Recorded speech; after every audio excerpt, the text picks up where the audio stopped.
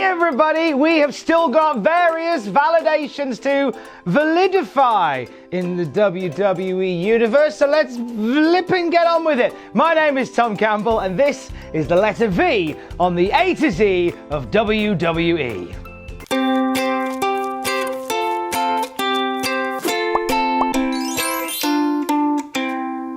It's time! It's time! It's Vader! Time! Leon White, after a career in Japan and in WCW, made his WWF debut in 1996, entering a dominant performance at that year's Royal Rumble. The following episode of Monday Night Raw, he attacked then WWF President Gorilla Monsoon and was suspended from the company. He had to go and have surgery. Vader would become a top-tier WWF star very quickly, headlining SummerSlam with Shawn Michaels, going toe-to-toe with The Undertaker and the debuting Kane before his star began to slip and he went down the card, and by summer of 1998 he was gone from the company completely. We would see him again at Taboo Tuesday in 2005 when he would be at the side of Jonathan Coachman, and again to induct Stan Hansen into the WWE Hall of Fame. Vader passed away in June 2018. Now, his run with the company certainly wasn't the absolute highlight of his wrestling career. He made a name for himself worldwide as this unstoppable badass. And how many guys this big do you know can do a moonsault?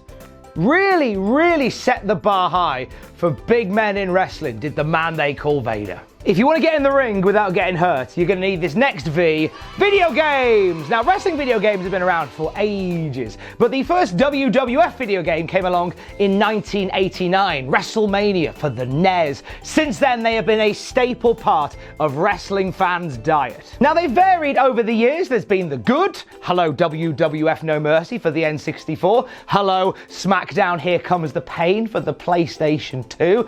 They've been bad, hello WWF In Your House for the PlayStation 1. Hello WWE Crush Hour on the PlayStation 2. You're not even a wrestling game.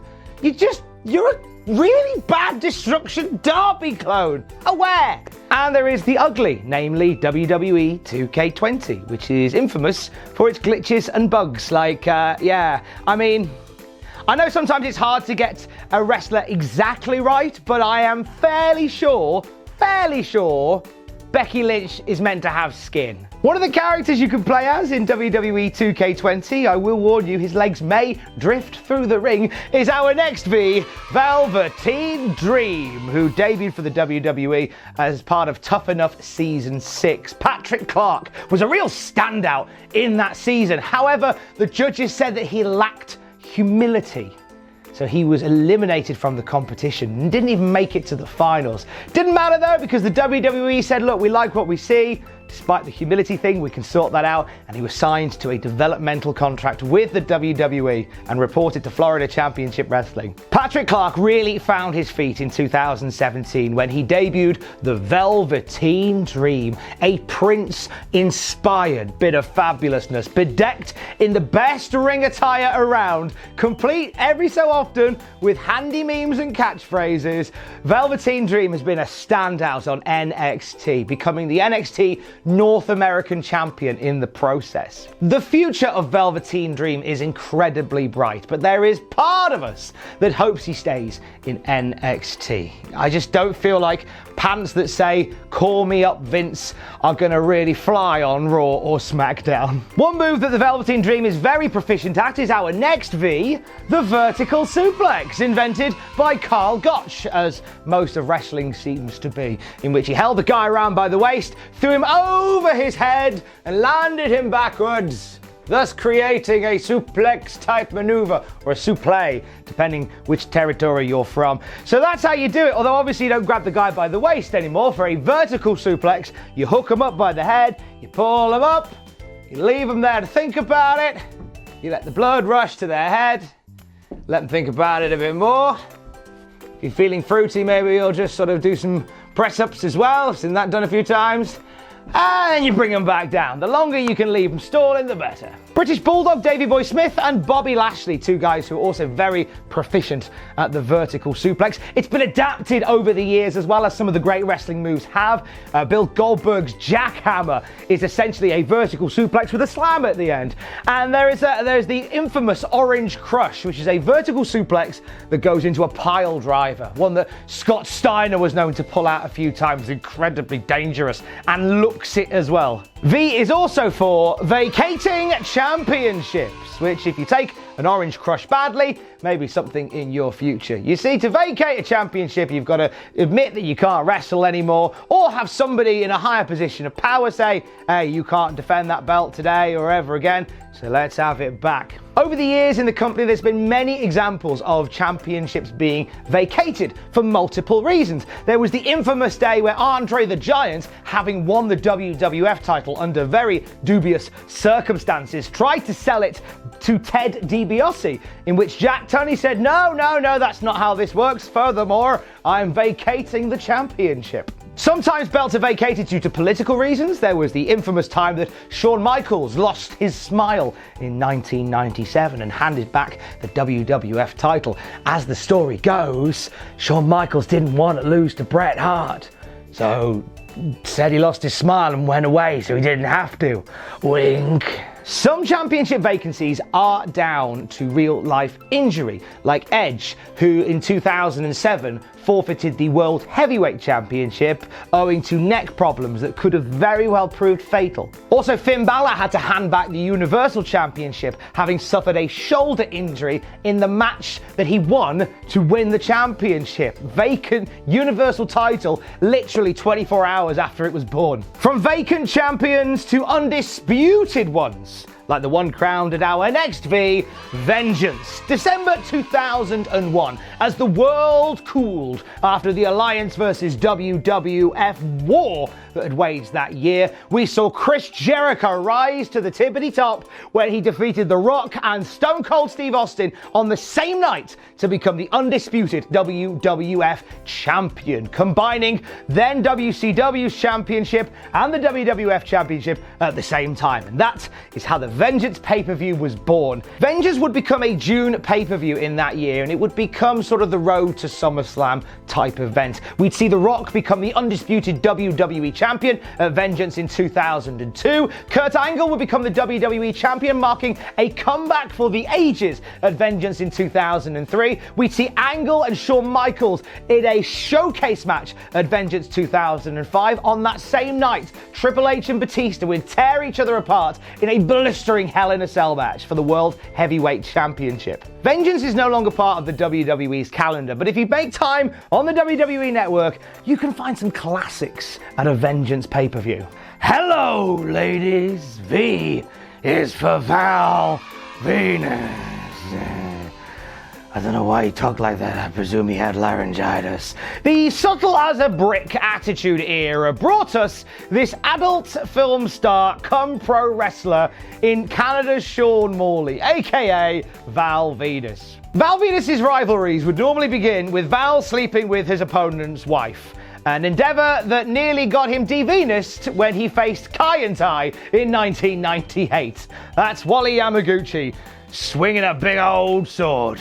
He'd form allegiances with the likes of The Godfather and Trish Stratus before swapping the budgie smugglers for business trousers and joining Right to Censor. However, you cannot keep this guy as an anti-smut enthusiast for too long. He would return as the Big Val Boski in 2002, and despite a short run as the Chief of Staff for Monday Night Raw, Val would be stripping off the towel for the rest of his WWE days. V is also for Victoria, or Lisa Marie Varon. Now, Victoria had no designs initially on being a wrestler until she bumped into Chyna at the fitness center where she was working, and Chyna said, hey, you should try the wrestling thing. So she did. Turns out she was incredibly good at it. Her first appearance was as one of the Godfather's ladies, but she made her proper in-ring debut in 2002, going immediately into a memorable rivalry with Trish Stratus that culminated in Victoria becoming the women's champion. In an era where women's wrestling didn't really have much of of the spotlight. It was performers like Victoria and like Trish Stratus that really paved the way. Victoria became a strong pro wrestling worker at this point, and she would become the women's champion on 2 occasions. Victoria stepped away from WWE in 2009, pursuing a mixed martial arts career and a few other wrestling endeavors as well. Last seen on WWE screens at Tori Wilson's Hall of Fame induction, proudly in the crowd cheering her friend on. V is for WWF superstar Virgil. There he is. Ted DiBiase's bodyguard slash servant, named after Virgil Runnels, the real name of Dusty Rhodes. It's just a quality bit of Vince McMahon pettiness that gave birth to the name Virgil. Virgil was Ted DiBiase's bodyguard slash servant for a long while, and we just watched as Virgil was constantly talked down to and degraded and pushed around by Ted DiBiase, and one day Virgil had enough. And they ended up going at it in a wrestling ring, and Virgil became the $1 million champion. It was a moment when Virgil finally defeated Ted DiBiase and took his $1 million championship with him. It was a moment that was sure to catapult Virgil into the top tier of the WWF. It didn't. That was about as good as things got for our boy Virg. He bounced around for a bit in the WWF before heading over to World Championship Wrestling, where he was renamed Shane after Shane McMahon, Vince McMahon's son. What a career born out of petty naming. And finally, we cannot do V without talking about the Vin Man, Vince McMahon. Born August 24th in 1945, Vince McMahon was actually raised as Vince Lupton, and he was raised by his mother and multiple stepfathers. Vince didn't actually meet his real father until the age of 12. By that point, Vince McMahon Sr. was running the Capital Wrestling Corporation. Vince fell in love with the idea of wrestling and wanted to be a part of his father's company, changing his surname to McMahon and having desires on becoming an actual wrestler in the ring. But Vince McMahon Sr. said no. So Vince had to go away, sort of find his own fortune for a little while. He went to study in college. He came out of college, became a traveling salesman before his dad finally let him come and be a part of the business. Vince Jr. started as a ring announcer in 1969. In 1971, he'd be given his own territory to run in Maine. Also, he became the lead commentator for the company, and very soon after that, he would have ideas of grandeur for wrestling. Once Vince McMahon found his feet, he started to really make an impact. He and his wife Linda founded Titan Sports, and in 1982 they bought the Capital Wrestling Corporation. So Vince Jr. now owned Vince Sr.'s company, and Vince Jr. had some big ideas for how wrestling was going to be going forward, talking about national expansion, sports entertainment, ideas that would make him a lot of enemies, but also make him and his team a lot of money as well. The rest is history. From there, the WWF was born, now the WWE. Vince McMahon's still very much a key figure behind the scenes at the gorilla position for almost every single wrestling show. Will Vince McMahon ever step down the way that Vince McMahon Sr. did? Probably not. One of the biggest gambles that Vince Jr. took as he was getting his journey underway was WrestleMania. And it was on that night that W's next, isn't it? You know what? Let's talk about it tomorrow. Bye! Hey, thanks for watching. Don't forget to leave a comment in the comment section down below. You can support us on Patreon by going to patreon.com/cultaholic. Lastly, don't forget to hit subscribe and join us.